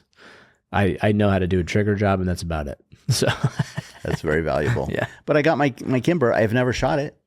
I haven't taken it out yet. But you got it. But I have my Kimber now. Yeah. So. Yeah, that's it's a fine balance because like you should enjoy your hobbies and everything. But when I ask people like why do you want night vision, if they say because I want it, because it's cool. I'm like awesome. But when they're like just because if there's an invasion or like if we have to overthrow the government, I'm like okay, first off, if you're not prepared to train, because there are people that they know how to boogaloo at night. Right. They got 10,000. They got thousands of hours under nods at night working, and winning. And then you got some night vision, and then you go out in an emergency, and I think you're just asking for a lot of trouble. But if you yourself can articulate, I want this because I will enjoy it, and I want to learn it, and I want it, then I'm like, more power to you. Yep. But when people think they need it, you know, I'm like, you don't need body armor. You need to learn how to not get shot. Yeah. Then the body armor can add you another layer of protection. Otherwise, it's just going to slow you down. Yeah, it slows you down. Or if you don't know how to take cover, you know, or shoot from the prone, because there's a reason why my body armor is very dusty, and I go train with these guys, and they're great guys, and they want to learn, and I'm like, all right, first thing we're going to do is you're going to roll around in the sand. It comes back to Boy Scouts. Yeah, I'm like, there's guys in full body armor, right? They look like a Navy SEAL at the shooting range. And they start shooting, and they might even be a good shot. And then I'm like, go shoot in the prone. And they're worried about getting their gear dirty, and they haven't shot in the prone. And so they've never shot laying down with their helmet, and their body armor plates are hitting their helmet when you're trying to look up. And so the application of the why you really need something is lost on a lot of people. I think it's cool to have a hobby, though. But yeah, it's a fine balance, you know? And I'm like, because if I didn't have that balance, though, I tell you what, Brent, I'd be broke. I just buy everything all the time. Well, that's cool. Anyway, I think we're pretty good. There's a whole other area we can go into: tactical lighting. Mm-hmm. Right more now, EDC stuff, right? EDC stuff. This one is not so much EDC though. It's actually survival. Olight is the big name in rechargeable tactical lights right now. Yeah, I've seen. I always wear this. It's called the O pen, and this is a pen, and I love it. It's by Olight. Let's see if I can.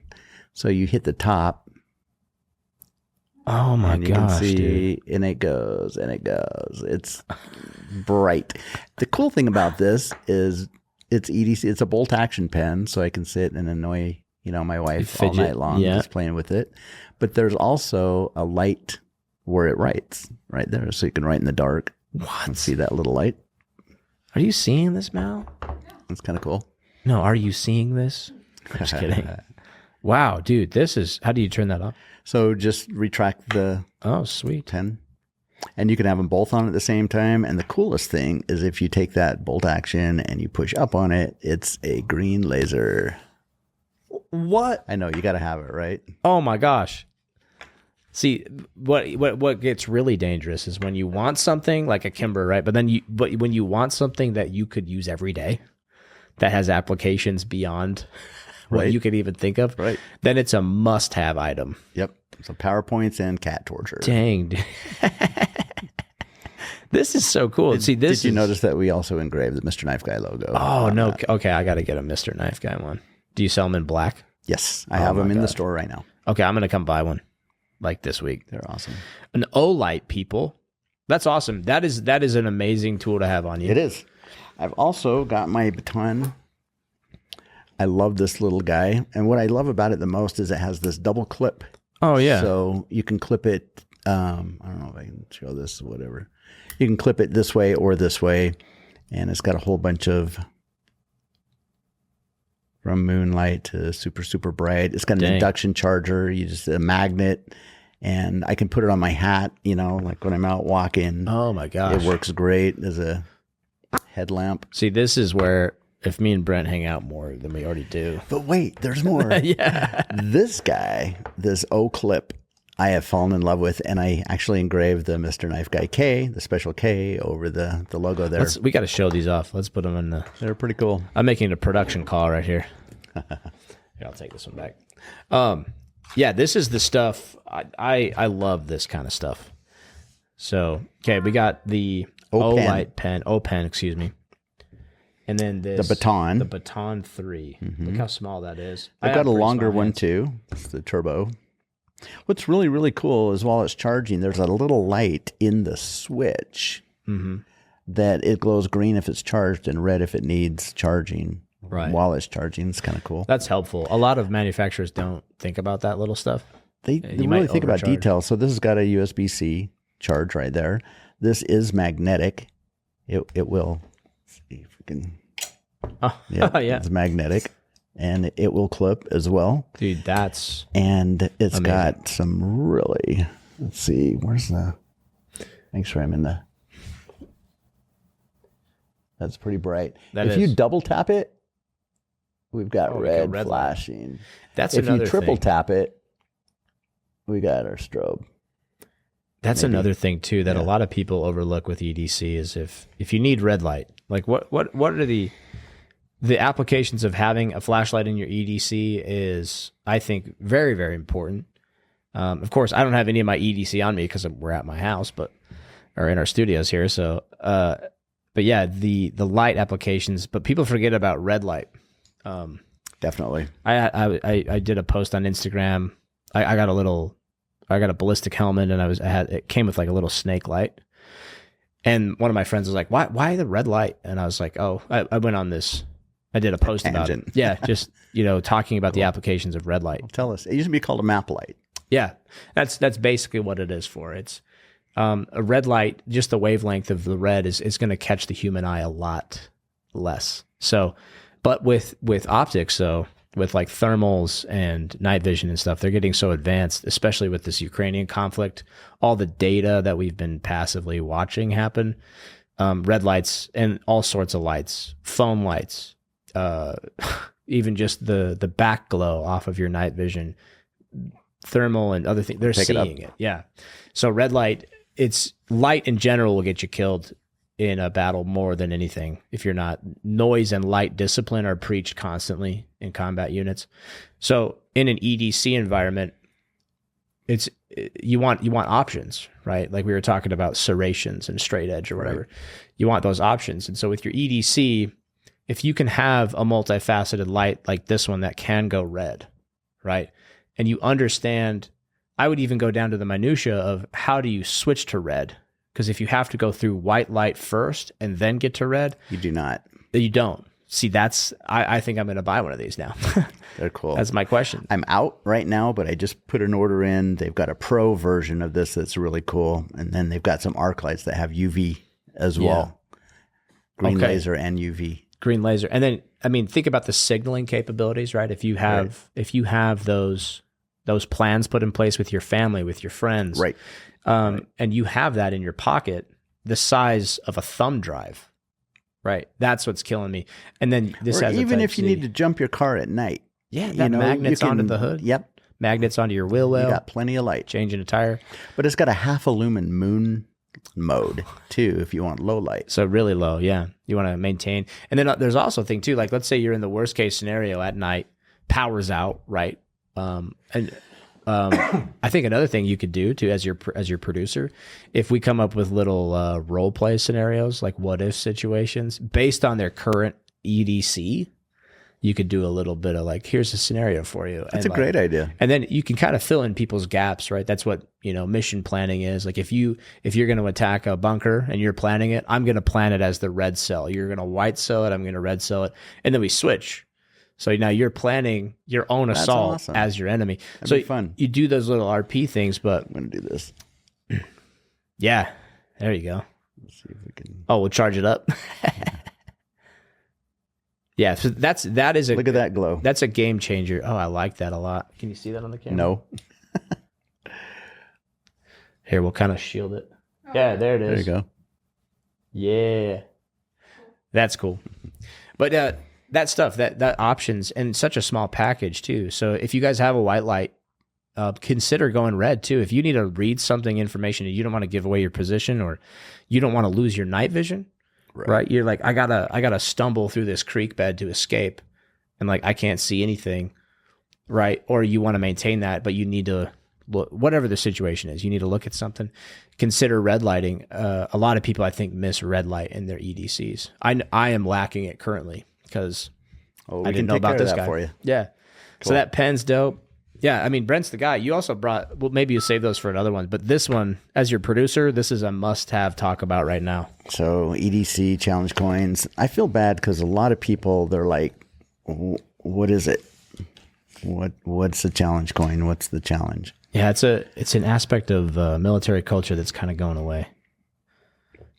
But it's being picked up by a lot of groups, a lot of different groups. There's one of my favorite knife forums is Usual Suspects Network. They're hardcore knife guys on that, and some of the nicest guys you'll ever meet. The Usual Suspects Network is a knife forum, and they always have their own challenge coin, and they do a show every year called The Gathering, and you better bring your coin, you know, you better. Especially if you're meeting at the bar. Yeah, and after. Oh, this is number 39. Because you gave me one. I can't remember my number. So this is our 25th anniversary edition. Mr. Knife Guy is 25 years old this year, and the company, not me. I wish. You look 25. Yeah, thank you so much. More than double that. So the company, Mr. Knife Guy, has been in business for 25 years. We started in 2000, and this has got two knives, an auto and a fixed blade crossed. That's a ProTech TR5 and I think that's a Benchmade raghorn. I love the feel of sharpened steel over the top of a distress flag. Yeah. And then on the other side, it says 2025, 25th anniversary. And then there's a serial number. So we did 100 of them, serialized each one. Tell me about the minted number 47 challenge coin. So I have this customer, and he's been in several times. Today he walked in, and it was kind of cool. This gentleman handles canine for President Trump. So he trains the canines and handles them, and he's with President Trump stuff quite a bit. Yeah. Yeah. And so I've noticed a lot of times when people come in and say, what's a challenge coin? And I try to explain, I said, have you watched Trump signing all of these executive orders in the Oval Office lately? It's been on the news a lot. If you look over his right shoulder, there's a whole collection of challenge coins on his desk. He's since moved them. They're not there right now, but when he first started doing it, there's a display with tons of challenge coins that I'm sure he's picked up from different military units, fire departments, police departments. Exactly. It's a very that's the culture almost everywhere. Yeah. Yep, and it's an EDC culture too. It is. So a lot of different, my competitors and other dealers, they're making their own challenge coins, which is way cool. It's like Pokemon, got to catch them all, right? Just collect them. If you come to Mr. Knife Guy, I sell displays for challenge coins that sit on your desk, and it'll hold 100 challenge coins or hang on the wall. And oh, nice. And to show how they work, I have my personal challenge coin collection displayed in the store. That's awesome. And so people ask what they are, and so I say, yeah, even Trump collects challenge coins. So I had this handler come in today, and I decided. I said, hey, when are you seeing President Trump again? He goes, well, this Thursday I'm flying out. And I said, I'll give you a Mr. Knife Guy challenge coin to give to him. And so I'm going to give him number 47. Yeah, 47th president of the United States. That's right. I said, should I give him 45 or 47 or both? That's cool. And I love the feel of sharpened steel. I think we should put that into your podcast logo too. So shout out there is an organization, it's an apparel company, at least they used to be called Forged in Thread. And these guys are really cool. They made t-shirts for Blade Magazine. They did I have 2 of their shirts that they did. One has a really cool skull. It's like a wireframe skull, and you look close, and it's all made out of different knives.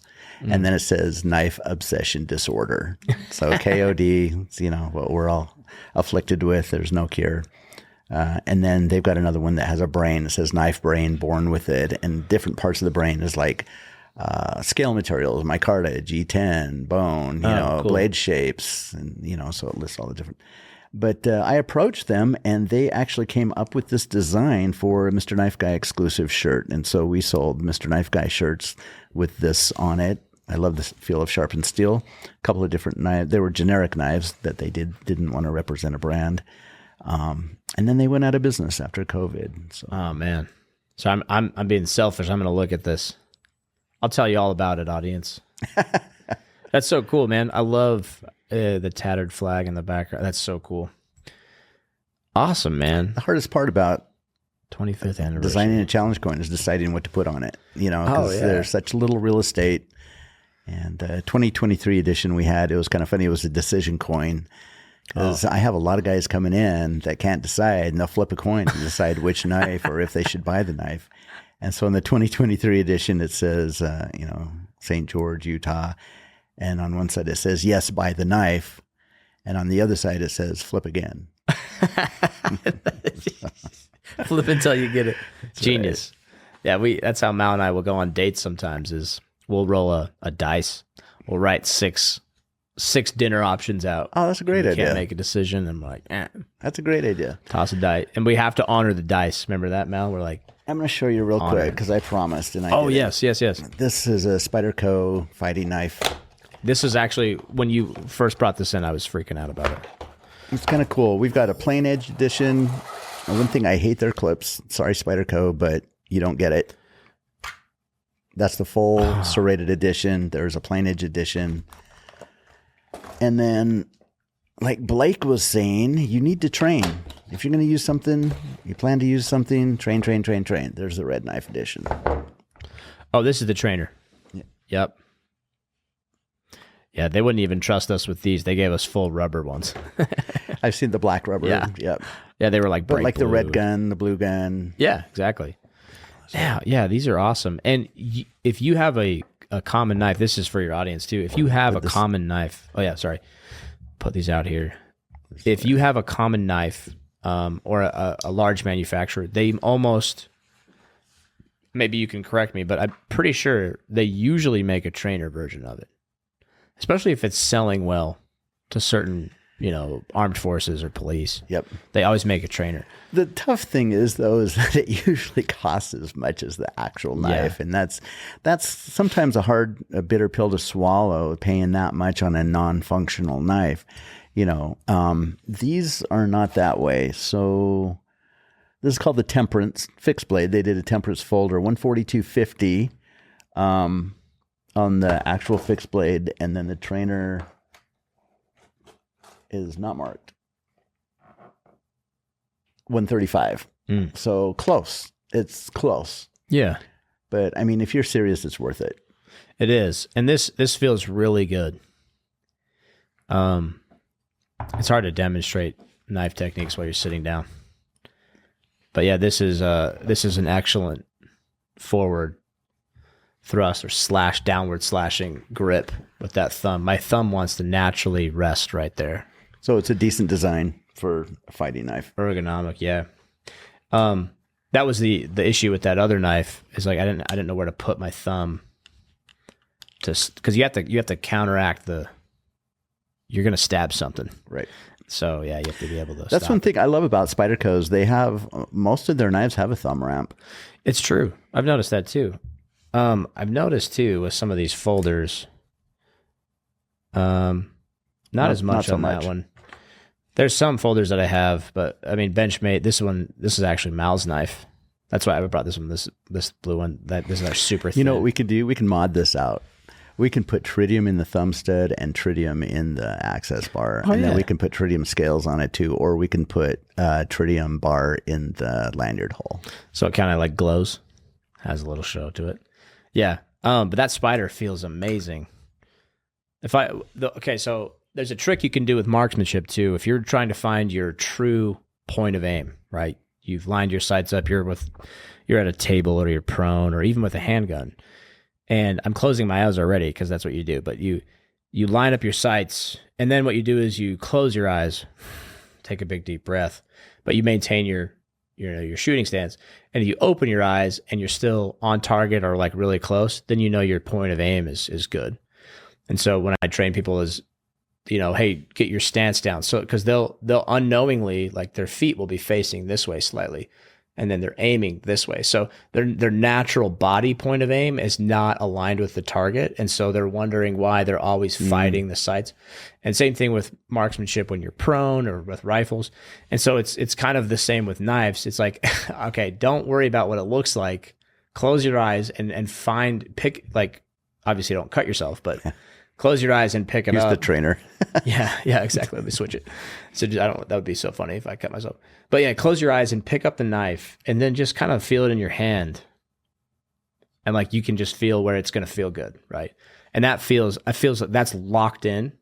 I don't feel like I could fight with this and I'm not going to lose control of it. Great designs. Feels good. Yep. It's funny. I was reading an article where Sal Glusser the owner of Spyderco. He started the company, and he says he thinks that the term, because a lot of people don't like Spydercos because they're so ugly. You know, yeah, I don't like their colors. Yeah, a lot of things I don't like. But when you use it, you really grow into it. And he says he thinks the term fugly was coined to describe his knives. Yeah. I mean, that looks like a vulture. It doesn't look good, but it feels great. Yeah, that's the thing. It's functional. Yeah, and I find my fingertips are resting. Not perfectly, but they're resting in there, which is also better purchase. It's good ergonomics, better grips. Yeah. Yep. That's very good with. I think a lot of handgun companies could learn a lot about ergonomic grips from knives, especially like Spyder. I've always every fixed blade I've held from them, or like even their folders. I think they have good ergonomics, but to me Spyderco feels more like a rock climbing brand or like an adventure brand. Sal was actually into race cars. Oh, cool. That's where the Spyder name came from. Oh, yeah. He wanted to show form, function, you know, and they're sleek though, in the ergonomic department, I think. Yep. Well, dude, thanks for showing me those. Yeah, that's all I've got for you. I really enjoyed this, and I've been wanting to interview you for a while and get your take on things because it's a little different than everybody else in a good way. I hope so. Yeah, I think it too. I mean, I just know a little slice of a small pie, being in the Marine infantry, and hopefully that was useful to some people, or maybe there's always some veteran out there who gets mad because they did more than the next guy. So if you actually go ahead and just put that in these comments, because it gives us better algorithm traction. We'd love to hear from you, and which way should we go with it? Is it on point or not? Yeah, well, I think it's on point. How are you liking your podcast? Can I ask you? Yeah, I'm really happy. And I want to tell everybody, we have got some amazing interviews coming up. It's just a matter of timing, but some people that you will recognize and know and want to hear from. So just keep listening and keep watching. Nice. And I do have, as your producer, we do have a gift for you as well in a Google Drive. What? We've cut some social media clips for you just as a thank you. Thank you so much. I think we mentioned that when we were starting out, and our editors finally had some time, and I was like, hey, cut these. So cool. We will post them soon on our Insta and Facebook. Yeah. Well, thanks, Brent. You're awesome, man. Thanks for having me on. No, it's my pleasure. You guys are the best. Appreciate you. Thanks. See you next time.